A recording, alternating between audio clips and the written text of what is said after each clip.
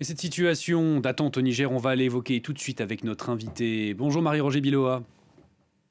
Bonjour. Merci à vous d'être avec nous. On vous connaît bien ici à France 24, présidente directrice générale d'AIMG. Merci à vous d'être avec nous. Réunion des chefs d'état-major donc de la CEDEAO, ce sera dès ce jeudi. Qu'est-ce qu'on peut en attendre de cette nouvelle réunion selon vous? Je crois que il y a quelque chose de très important qui s'est passé, là, on aura des communiqués officiels, c'est que l'Union africaine, qui au départ avait soutenu la position de la CEDEAO et avait même aussi fixé un ultimatum de 15 jours à la junte pour rendre le pouvoir, a eu une réunion extrêmement tendue, explosive et qui s'est terminée par un désaveu, je ne peux pas l'appeler autrement, de la CEDEAO et un refus net d'emboîter le pas pour l'option militaire. Donc ça, c'est très très important parce que à partir de maintenant, vu que la CEDEAO elle-même est très divisée sur la question, il n'y a plus de base politique, morale, diplomatique, il n'y a plus tellement de légitimité pour cette option militaire.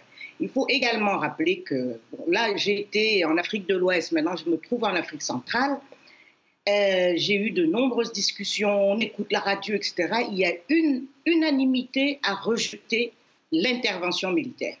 Et même ceux qui sont contre le coup d'État, et en des termes extrêmement forts et déterminés, même ceux qui, à un moment donné, ont envisagé un coup de force aussi contre le coup de force, imaginaient quelque chose de ciblé, une forme d'intervention contre les putschistes, mais pas ce qu'on appelle maintenant une guerre. Et donc, voilà, on ne voit pas on n'estime pas suffisamment bien les conséquences et toutes les retombées. Donc là, que la CEDEAO se réunisse, à mon avis, elle ne pourra qu'entériner une situation de fait, qui est que la majorité, l'écrasante majorité de l'opinion africaine, ouest africaine certainement, mais africaine en général, ne soutient pas l'option militaire contre le coup d'État au Niger. Marie-Roger Biloa, est-ce qu'on peut dire d'une certaine manière que la junte désormais au pouvoir au Niger fait un peu comme les juntes désormais au pouvoir également au Mali et en Burkina Faso, une forme de pouvoir civilo-militaire avec une forme du fait accompli également? En témoigne cette visite notamment du nouveau Premier ministre nommé par la junte au Tchad. D'une certaine manière, on peut dire qu'il rentre dans les chaussons du pouvoir à bas bruit? Ah ben, certainement, dès le départ, ils ont montré qu'ils n'avaient pas du tout envie de reculer dès le départ. Et maintenant, même lorsqu'ils annoncent, comme après la visite des dignitaires religieux, ils ont annoncé leur volonté de dialoguer, de s'engager dans des voies diplomatiques, mais juste après, ils disent vouloir poursuivre le président Bazoum pour haute trahison. Ensuite, on a des échos des mauvais traitements que subit le président. Ils ont nommé un Premier ministre. Donc, ils sont dans une espèce de course en avant pour asseoir leur position. Et je dirais, ce faisant, ils ont une espèce d'assurance vie.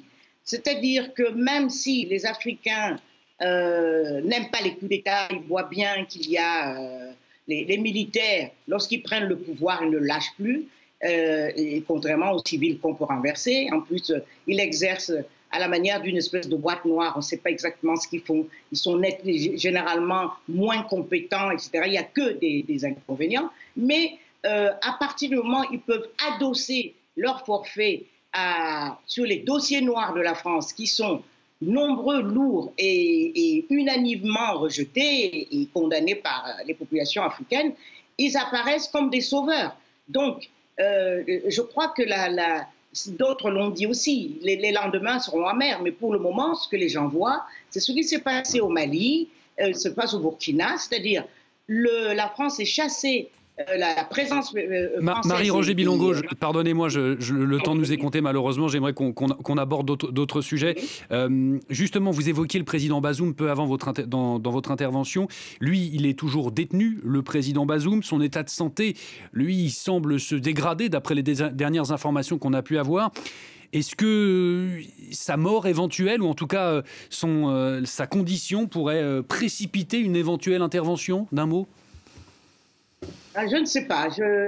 Sincèrement, je pense que tous les indices montrent qu'il n'y aura plus d'intervention militaire telle qu'on l'envisageait. Peut-être que la CEDEAO ne lâche pas prise et qu'elle a d'autres idées en tête, je n'en sais rien, mais l'intervention militaire, elle comporte beaucoup de risques, comme on peut l'analyser. Un des risques étant, par exemple, l'assassinat en pur et simple du président Bazoum. Donc, je crois que la junte n'a pas intérêt à avoir du sang sur les mains. Et tant qu'il n'y a pas d'invasion militaire, tant qu'il n'y a pas d'opération qui les force à agir dans ce sens-là, je pense qu'ils feront attention à la santé du président Bazoum, qui leur a rien fait, qui est une victime de la situation, on a beau dire. Et ils ont pris le pouvoir. Maintenant, je crois que c'est plus la peine de commettre des dégâts collatéraux. Merci beaucoup, Marie-Roger Biloa. Désolé, le temps nous est malheureusement compté. Merci encore à vous d'avoir répondu à nos questions aujourd'hui sur France 24.